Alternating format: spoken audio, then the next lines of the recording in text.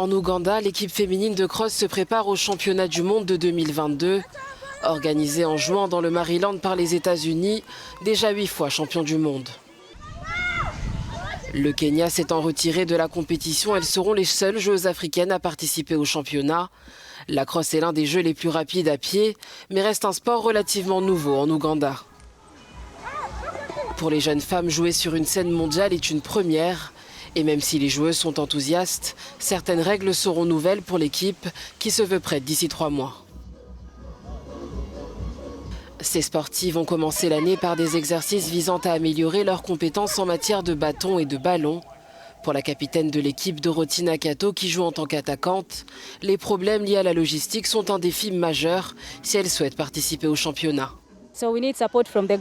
Nous avons besoin du soutien du gouvernement pour nous aider dans la mesure du possible et de toutes les personnes qui le veulent. S'il vous plaît, aidez-nous avec tout ce que vous avez, que ce soit des billets d'avion ou des transports. Lors du tournoi organisé du 29 juin au 9 juillet 2022, les Ougandaises affronteront des joueurs de cross parmi les plus expérimentés du monde entier. Au moins 30 équipes participent au tournoi qui comprend des équipes féminines de jeunes de lycée et d'adultes. Le premier objectif d'Ouganda Lacrosse, gagner les phases de groupe.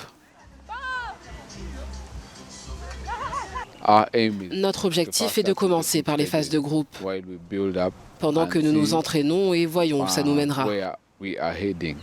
Depuis 2020, l'association ougandaise de cross est devenue le premier organisme d'Afrique à être reconnu comme un membre de World Lacrosse, gagnant ainsi le droit de participer aux compétitions internationales.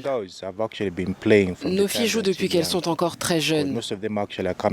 La plupart d'entre elles viennent de l'école, de l'université, et elles jouent depuis le lycée. C'est donc une très bonne équipe, et je crois que nous allons représenter l'Ouganda et toute l'Afrique. L'équipe intensifie son entraînement en se concentrant sur la force, la puissance et la flexibilité de la chaîne cinétique des joueuses. D'ici le mois de juin, 18 d'entre elles seront retenues pour constituer l'équipe finale.